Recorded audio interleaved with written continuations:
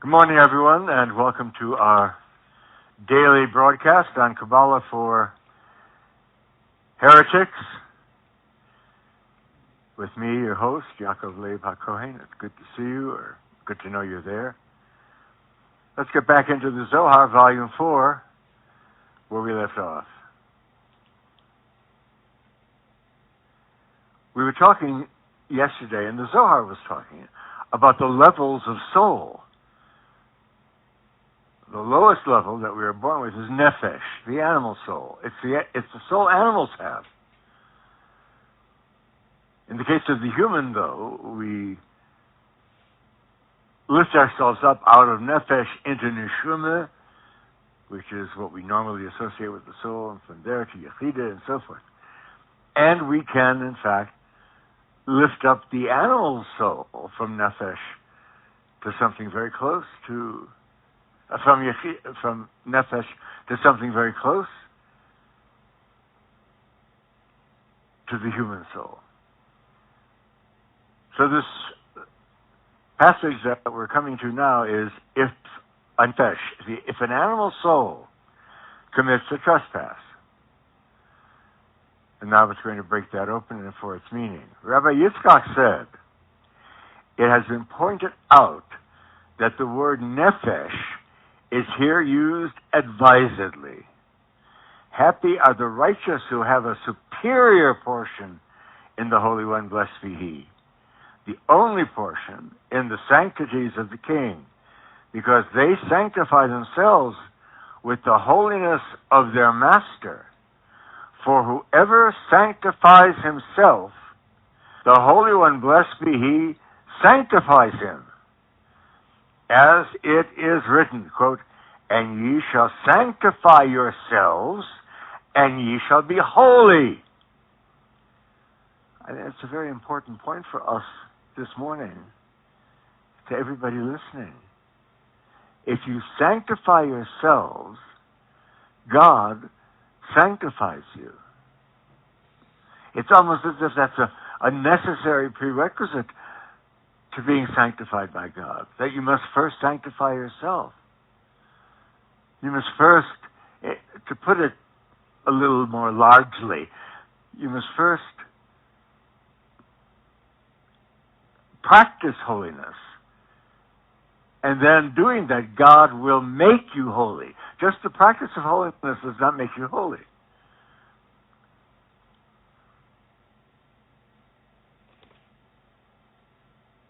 We do and we understand the famous statement when Israel, last of all nations, is offered the Torah. They say, V'nishma, we do and we understand. They don't say we understand and we'll do. No, we'll do and we'll understand. First you do, and by doing, you understand. It's a very important statement in behavioral science. Experience precedes cognition, all of which is just a very fancy way of saying experience is the best teacher. And that's true, but it goes further. It is that experience precedes cognition. Until you actually experience something, you're not going to be able to understand it. So also with holiness, if you will, sanctity, if you will, godliness. Act godly in order that God will make you godly. Now, the danger in that is that people act godly and think that makes them godly in and of itself. It does not. It does not. You can do all the godly things in the world, and until God makes you godly, you ain't godly. Faith in God, that God will in fact sanctify you if you make yourself worthy of sanctification. That's the ticket. Now, I'm not saying all this out of a standpoint of morality and that kind of shit. We're not talking about it. And it's unfortunate we have to use these terms, but we are not using them in the same way that Christianity uses them or Judaism uses them. that's all very moralistic on that level. We're not talking morals. We're not talking morals. We're talking about the gateway of imagination. If you do something in the gateway of imagination with enough kavana, intention, and consciousness, you make it happen.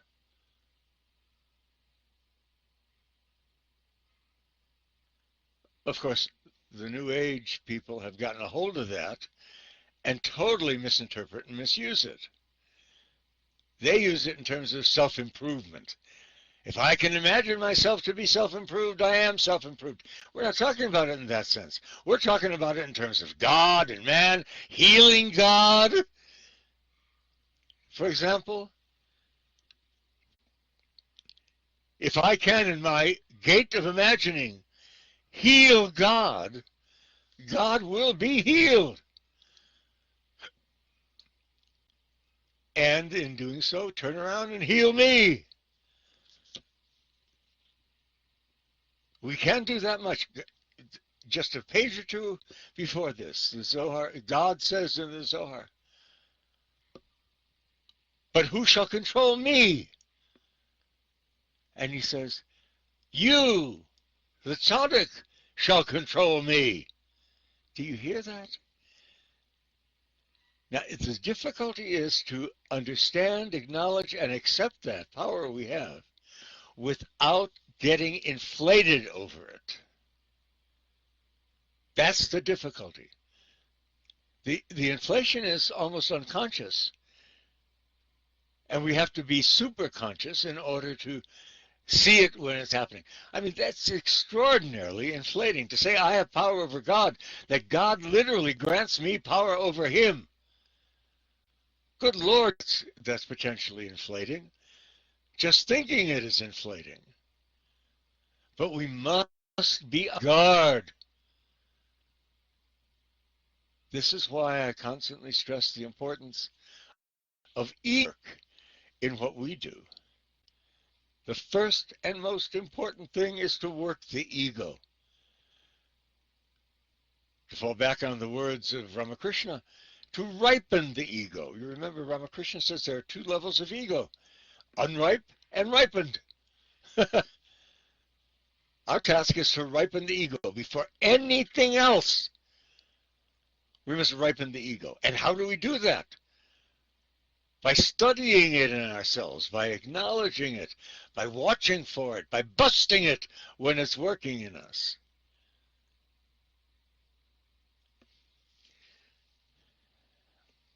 But here we see this marvelous thing. And you shall say, holy. God is holy. What this is saying is you sanctify yourself, and that will make you holy with God.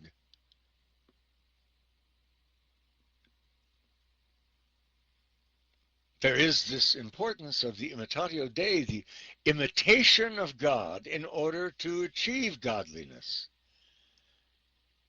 Palm Tree of Deborah, for example, the great work of Kabbalah,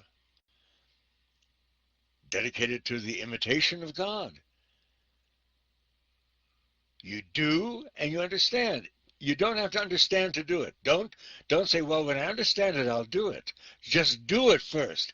And out of that doing will come understanding, if indeed you're sincere. We all know that there are millions of people who do it and that's it. And in doing it, think that that makes them holy. No, it doesn't. Just doing it does not make you holy. Doing it with kavana, with intention, with understanding, can lift the soul.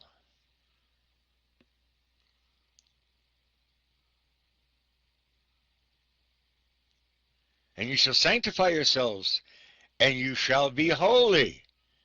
And then it says, if a man sanctifies himself below, heaven sanctifies him from above, and clothes him with a super soul, neshama. It raises him up from nefesh to the next level, neshama, super soul. Only man can achieve neshama. But man achieving it can in fact reach back and help animals to achieve it. Just to brag a little, people are always amazed. Your animals, I've got 6 animals, 2 pit bulls, a lab, and 3 cats. And they're always saying, your animals are so unusual. They're so sweet. Blah, blah, blah, blah. That's because I have devoted myself to lifting up, awakening the soul in them. I treat them in terms of their neshama as well as their nefesh. Well, how do you do that? You just do. I accept on faith because I can see it, that there is a level of soul in these animals that's higher than just the nefesh they're born with. They cannot raise themselves up from that level of nefesh to neshama, but I can help them do it. That's the main reason, I think, for having animals. And of course, I love them to death. They give me joy and happiness and all that stuff. But even before that, I'm aiding them to perfect this for their next incarnation. Oh, here, this one. One of the guilty parties is moving around. Are you okay, sweetie? Give her a kiss. Pardon me, I'm kissing my little cat. Yeah. Whoop, there you go. I hope. Can you still hear me? Raise your hand if you can still hear me. Oh, good. All right. She plunked down on the keyboard.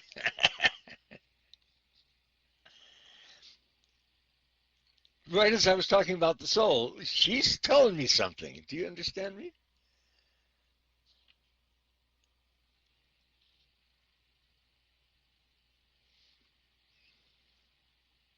If a man sanctifies himself below, heaven sanctifies him from above and clothes him with a super soul, neshama.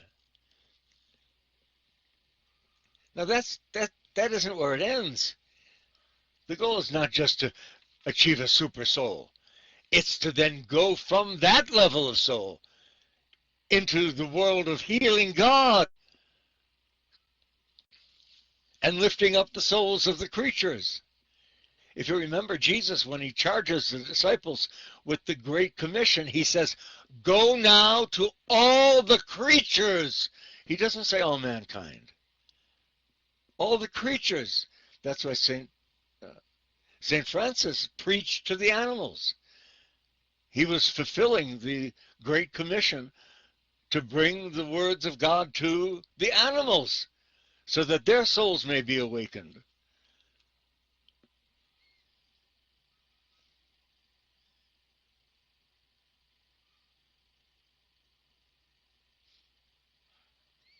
If a man sanctifies himself below, heaven sanctifies him from above and clothes him with a holy super soul, neshama, the inheritance of the Holy One, blessed be He. The neshama is the inheritance of God. We are born with nefesh, but we are given as an inheritance neshama,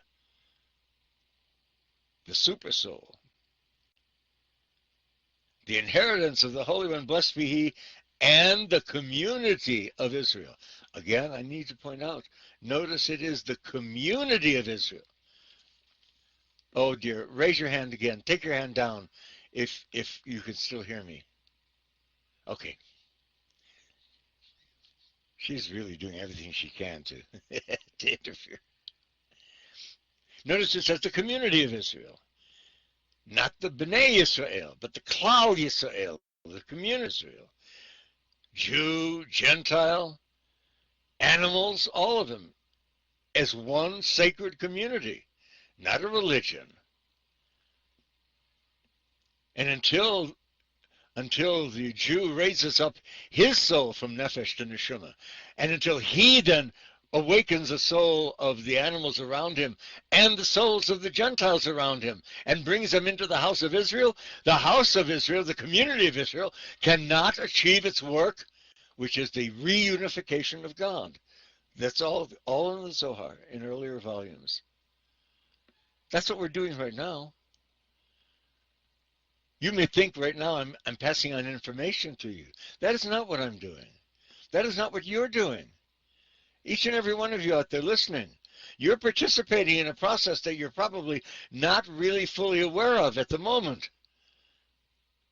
I would advise you to become aware of it. I'm not just sharing information with you.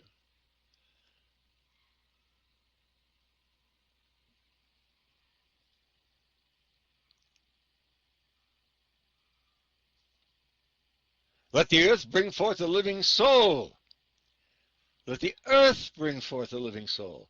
That is to say, as with the second Adam, the second creation, the first Adam was not from the earth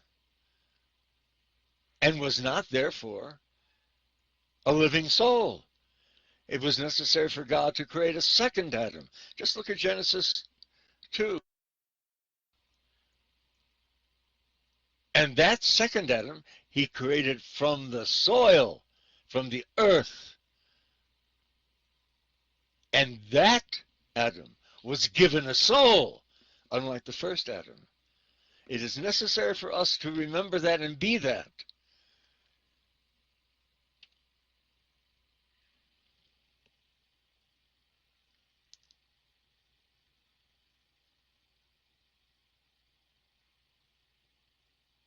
It is written, quote, let the earth bring forth a living soul, Genesis 1:24.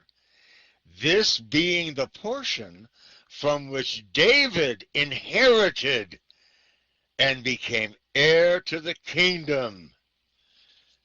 Heir to the kingdom. The Mashiach. Remember, the authority of Jesus is always given because, as they say, he is of the throne of David. But even David sinned. The Messiah sins. Redemption through sin. They say, here he goes with that crazy redemption through sin bullshit. Well, it's not crazy.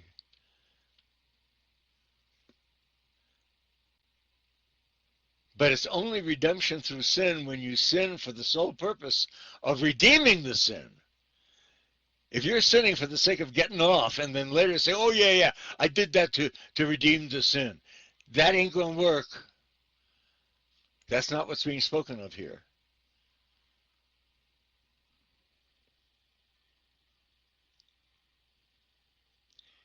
As has been cited, the soul is linked with the spirit, and the spirit with the super soul. Happy those who obtain this noble heritage, who obtain this noble heritage. We are not born with it. It is to be attained. We are born with the spirit being linked to the soul, and the spirit also being linked to the super soul. That we are born with. But that alone is insufficient. We must then use the spirit and soul connection to raise up the soul in us. Listen to me now. The point is not to raise us up, but the soul in us, to raise it up. Let me say that again. Don't hear this as saying the point here is to lift us up.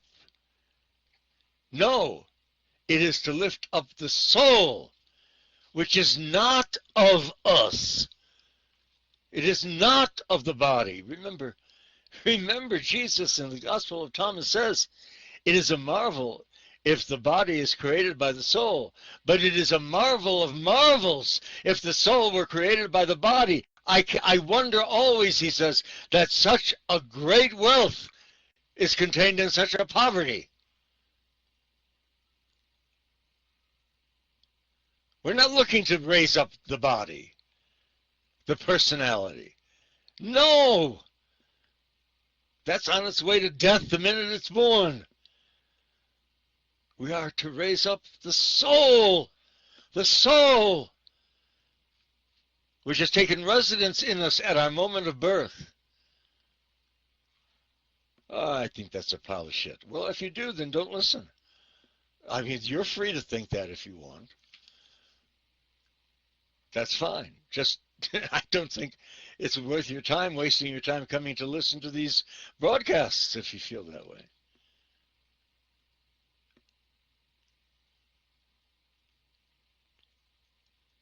Indeed, we talk about working on the soul. What most people mean when they talk about working on the soul is really working on the personality. I'm going to perfect my personality. I'm going to be a better person. I'm going to be a nicer person. I'm going to be a more I'm going to therefore be a more holy person. No, no, no. It is not the person. It is the soul, which is independent of the person. The living spirit and soul in each of us is independent of this body.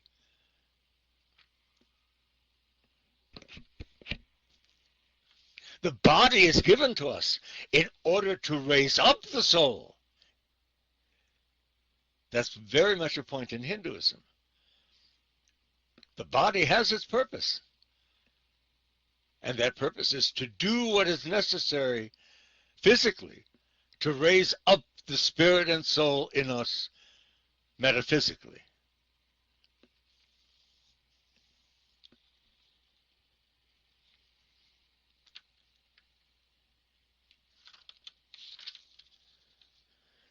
Alas for the wicked, whose souls do not even win them this world, much less the world to come. Of them it is written, quote, and the souls of thine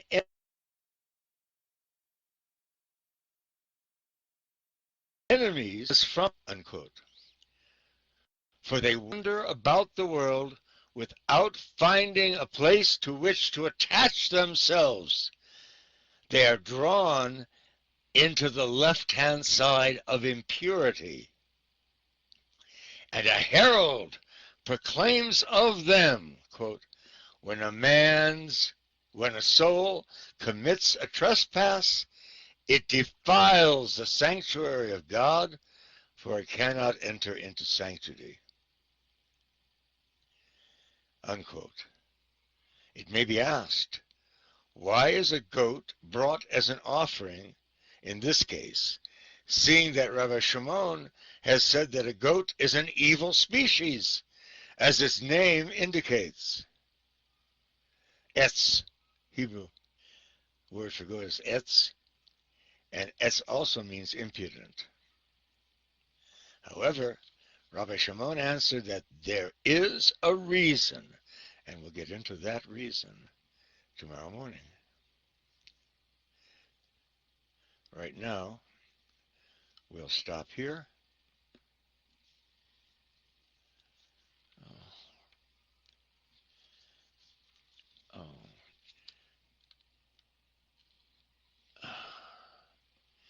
We'll stop here and let me mark my place.